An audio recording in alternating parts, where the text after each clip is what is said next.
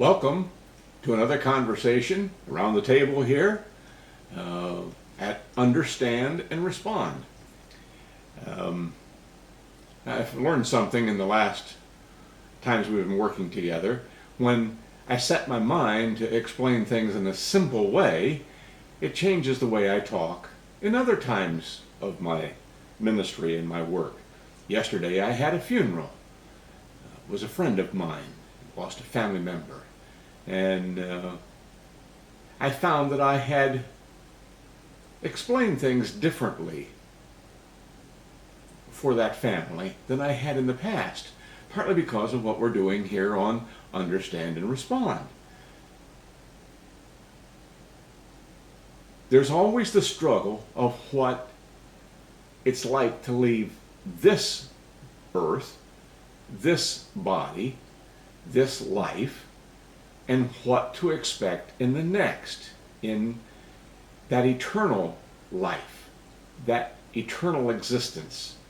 And it's always sort of mind-boggling to try and get your mind around what that might look like or what it might be. And Paul had the same problem as he wrote to the early churches. He wrote in 2 Corinthians in chapter 5 in a way that made sense to him, because his profession had been a maker of tents. He was a tent maker. And I'm sure that included bringing in old torn up ones that had gotten caught in storms and things and patching them up and replacing old tattered panels with new ones. In that time period, it was easier to put up a very temporary shelter if you're traveling or you're moving around through the area, rather than take a camper with you. We would take an RV today, but you wanted to be protected from the elements, you wanted to be protected from the cold, you needed to keep yourself sort of in a confined place so that you had some sense of safety. And so they would take a tent with them, and Paul was in the process of making tents for people. It was his profession. And so he described what it's like by calling our physical bodies this earthly tent. Now, we can call ourselves a lot of different things, but what he was trying to do was he was saying we hold on to this tent, this body, as long as we possibly can, because we don't want to be uncovered, and we don't have any idea what it's going to be like when God gives us new bodies. Believers know there's going to be a new heavenly body. It's going to look something like what Jesus came back after Easter. It won't have the nail prints in it, but we'll have a new body. It'll look differently. It'll be different. But it's hard to get your mind to incorporate that. So I was reading in Corinthians chapter 5 about this tent, and it occurred to me that really doesn't connect to people. So I told them this story. When I was just a boy, a young boy, we lived in Missouri for 4 years, and every summer I would come up and stay with my grandparents in Indiana. Well, my grandparents it was like an adventure that you could go on, and it was a wonderful time. We'd spend 2 or 3 weeks with Grandma and Grandpa. They owned a small engine shop, and so there was a lot of things to play with, a lot of interesting new adventures to play in the shop and in their garden, their 3 acres that they had there. There was always something interesting going on. But one of the things that we always did, we always made a house for ourselves. Grandma and Grandpa would bring in the new equipment that they were going to sell for that year, and the big riding lawnmowers in those days came in a giant cardboard box. Well, the cardboard box had served its purpose. They unloaded the riding lawnmower out of it, and it was basically just a scrap piece that was sitting around. So Grandma and Grandpa would turn these large cardboard boxes over to us as the kids, and we would make them into playhouses. It was great fun, and we would do all kinds of things to make them wonderful. We had a little flat piece of cement, sort of like a patio between their house and the shop building, and that open sidewalk area would be where we'd set the cardboard box, and we'd cut the panels so that we'd have nice doors to go in and out of. We cut windows in the sides, and we hung little Kleenex we would staple to the cardboard so that it looked like curtains on the inside of the windows. We had it all fixed up. It was a great place to play house. Have a playhouse in the yard there in the patio in front of the grandma's house. And we played in those, we roughhoused and we did all kinds of things. And it was sort of outdoors. There was no cover, and the rain did its thing. The dew in the morning did its thing. And after about 2 weeks, the cardboard box was showing signs of deterioration. It had kind of gotten pushed out on the sides because we wrestled around in there, and the doors didn't work anymore, and the roof was kind of caved in because it got sprinkled on in one of the rain showers, and it was looking pretty rough. When it was time to leave Grandma and Grandpa's house and go back home to live with my parents, and the visit was over, we turned around and walked away from that cardboard box and never gave it a second thought. It had fulfilled its purpose. It had served us well. But it wasn't something that we got all that attached to. Paul was trying to write about the tent, much like I'm talking to you about the cardboard box. My real home was with my parents in our real house. And if I drew a parallel between how much different that cardboard box was to being home, where there was food and there was comfort and there was a nice soft bed and loving parents and all the things that made home, it made the cardboard box look sort of primitive. It made the cardboard box almost foolish. If we look at the difference that God gives us in His Word between life in this fragile body, and as we age, it's a lot like that cardboard box. It just keeps getting more and more out of shape in the sense of bad things happen to it, and we start to have all kinds of little surgeries. We have to have this little skin cancer taken off, or we have this illness and it leaves its own mark. We have an accident and we never quite fully recover, and the body begins to deteriorate. It begins to get sort of dilapidated.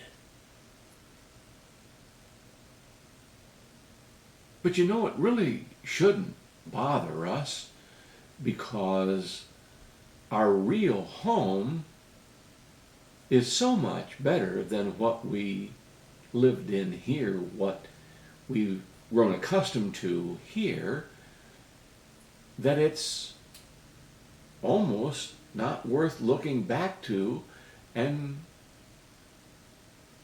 having any sense of regret or loss. At least it wasn't for Paul, because he said he'd gladly give up this old tent. I want you to understand, God's will is never for us to fall in love with this world. God's will is a lot bigger than that. He wants us to fall in love with Him as our Heavenly Father, to follow Jesus Christ as His only begotten Son, who takes us as brothers and sisters and carries us along so that we can be with him through the future of eternity. We can't take this body with us.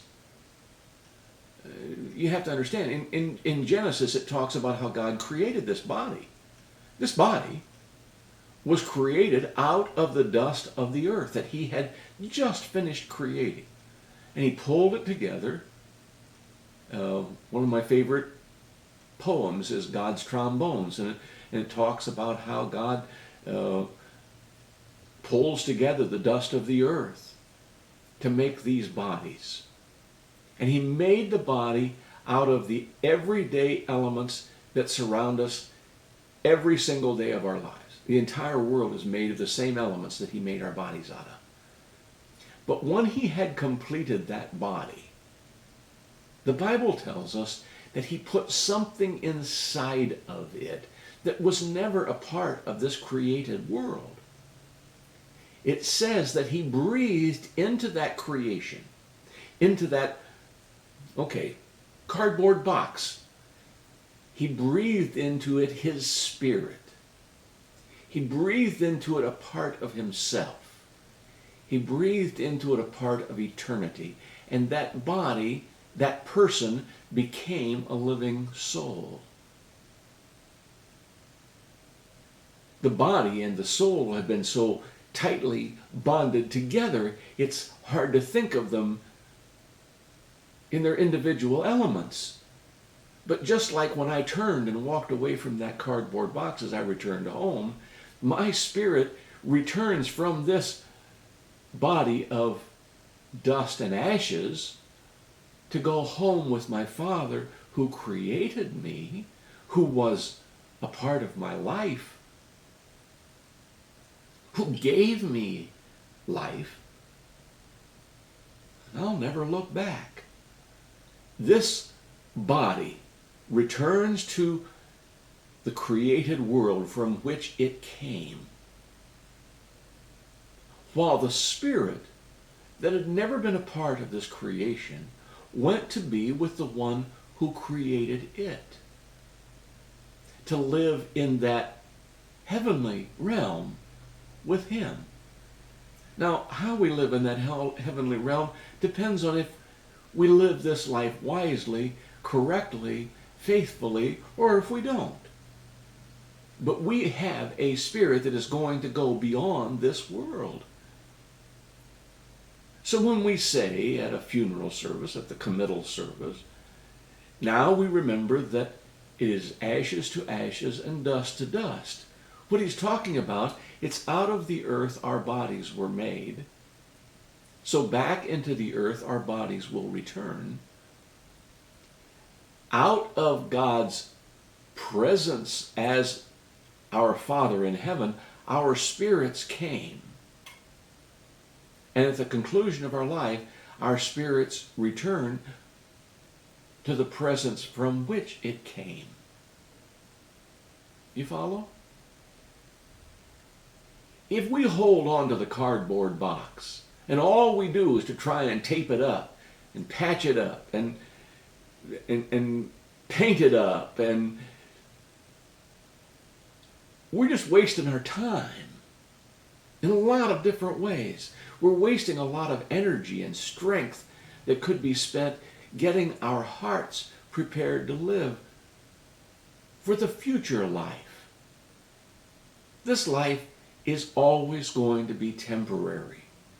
Our life is going to be lived as though it was a lesson to be learned, a transition from which we were supposed to learn how to live according to God's plan. And if we got the message, we got the idea, fantastic. We'd get a chance to really live for all time and eternity. Unfortunately, there can be some people that say, bunch of hooey.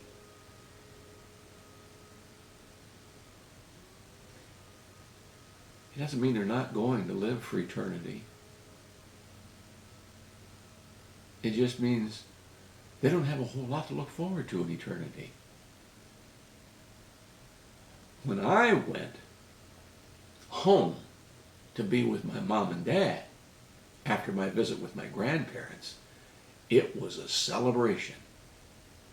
It was wonderful. They always had the best, my favorite foods all prepared. They always had my bed all made and ready, just so after 3 weeks of camping out with my grandparents, I had my favorite space. I had everything prepared so that I could return home and just celebrate how wonderful it was to be home, loved, prepared, taken care of. That's my sense. Let me explain. It's not just talk. In 1988, while I was a pastor in Indiana, I was driving to a pastor's conference. Guys who had been drinking, who were evading the law, who were running away from the police in a stolen car, ran through a stop sign. They tell me it was doing over 80 miles an hour, just as I was passing by. And they slammed into my car sideways, T-boned me. They survived, but I was thrown out of the car, strapped by the seat belts, dangling outside the car, spinning around, almost like in a free fall outside the car as it went round and round. And when it stopped, I was so tangled up that I couldn't breathe. Unconscious, laying there, unable to help myself. Other people came to help do something to help me. But during the time, until some solution could be found and I could be cut out of that entanglement, I watched and I heard what they were doing to take care of me as my body lay on the ground in front of me, and I was standing at the back of the car watching everything from a very different angle. In one sense, I guess in the clearest possible way of explaining it, I was in two places at the same time. I stood behind the car watching and listening while my body lay stretched out on the ground in front of me along the side of the car. When I woke in the hospital, and yes, I did survive the accident, I explained what I had seen and what I had heard, what they did to take care of me. When Judy called the people who had been there on the telephone and told them what I had said, they agreed. That was exactly what had happened. That was exactly the people that were there. That was exactly what was said. That was exactly what was done. But they could not believe that I had explained it and told them, because I was laying unconscious, turning blue because I wasn't breathing. Now, the whole point of that is I was in a place watching that where my heart was totally at peace. Never could I create the words to tell you what it was like to feel absolutely certain that everything was going to be okay. I had 3 small kids. One was just getting his driver's license, the oldest one, and those were the ages of my children. Do you want to leave those kids? No. My wife was going to be left with all of that responsibility. Could it have been that way? Could it have been the end of my life? Well, very easily. But I was completely at peace, like you cannot understand. Ever before or ever afterwards, I had joy. I was confident that God was going to take care of everything, and I knew it with absolute certainty. Does that mean I've been in heaven? No. No. Does that mean somehow I've seen all the wonderful stories of the bright light and radiant beings? No. But maybe just for a second, I got a chance to look through the crack in the door, to see just a little bit of what it's going to be like. When Paul says, we're going to turn this tent, we're going to let it be torn down and thrown away. When I tell you about the cardboard box and it just being thrown in the trash, with no regrets, that's made certain by what I felt on that day, what I knew to be true that day. It's true for all of us. It's going to be true for all of us. There is an eternity. What you have inside of you hungers to be connected to the God that created you. Listen to it. Respond to it.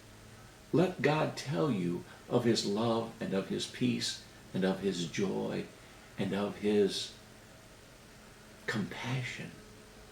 His grace is amazing. There's a song about that someplace. He wants to show his love to you. And you don't have to worry too much about what it's going to be like. Thank you.